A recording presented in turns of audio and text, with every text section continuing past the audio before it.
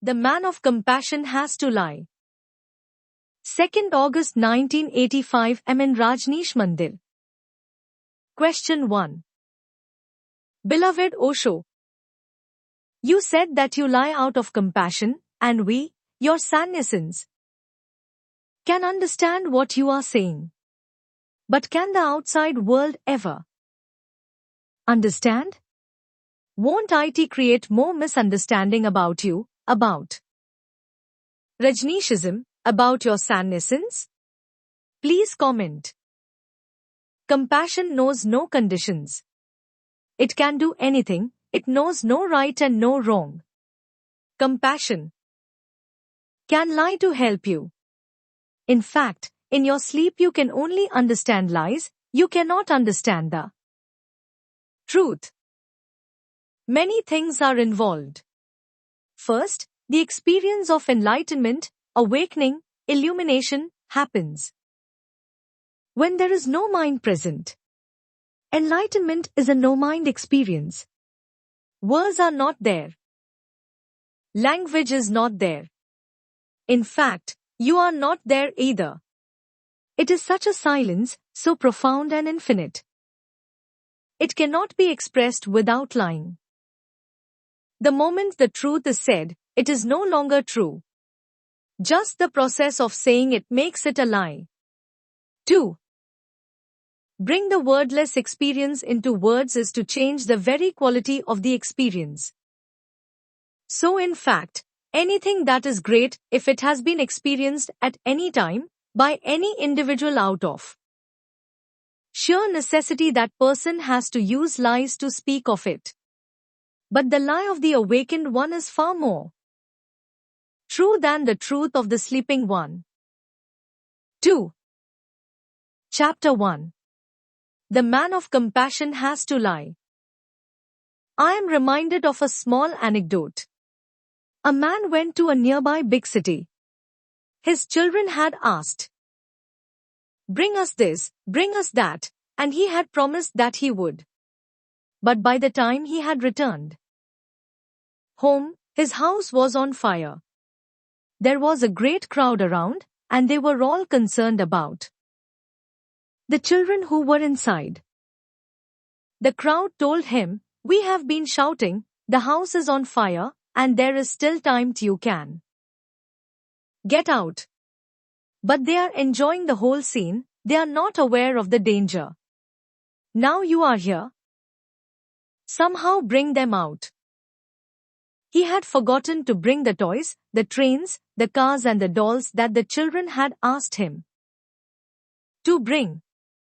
He went to the only door which was not yet burning, but it was locked from inside. He knocked on the door. He tried to tell them, to explain that the house is on fire. They said, "We are enjoying it so much. It is so beautiful." The man was shocked. He said, "Forget about what you are enjoying. I have brought your cars, your trains, your dolls," and he had not brought anything. The moment they heard about their toys, they opened the door and ran out. Then he could explain to them why he had to lie. "Forgive me. I could not manage time enough to find your things, next time I will bring them. But forgive me for saying a lie to you, because that was the only way to save you, you would not come out." Do you think this lie is a sin? And this is about an ordinary man and his children. What about me? And my children? It does not matter to me whether I lie or not, because it makes no difference to my consciousness anymore, it is just a game. But to you, it matters immensely. I can go on telling the truth, nobody among you is going to understand, and nobody among you is going to be benefited by it. It will pass over your heads. Hence I said the man of compassion has to lie. The lie is only a device to wake you up. Once you are awakened, I can say to you, "I am sorry that I had to say so many lies to you. And I am absolutely certain you are going to forgive me. As far as the outside world is concerned, for me you are my world, there is no outside world, they should take care of themselves. I am existing for you, not for them. If they get disturbed or confused, so far so good. Perhaps out of their disturbance and confusion they may start becoming curious about what is going on. Many of you have come here out of such curiosity, and then you got caught. And you have not been able to leave. So I never take the outside world into consideration. Let them sleep. But if they get disturbed, if they get hostile, it is good, then a certain relationship between me and them begins. Enmity is a relationship just as friendship is. In fact, enmity is far deeper and stronger than any friendship. I am doing it absolutely knowingly. I want to shock the outside world. Perhaps that is the only hope for them. Perhaps the shock will create an opening for them. They may come here hostile as enemies, but about that there is no problem. We have this but a field of love, singing, dancing, rejoicing. All their hostility and opposition will be simply gone. The moment they see you and me, they are finished. So don't take it seriously. You are afraid that I am creating difficulty for you sannyasins. Of course. I am continuously creating difficulties.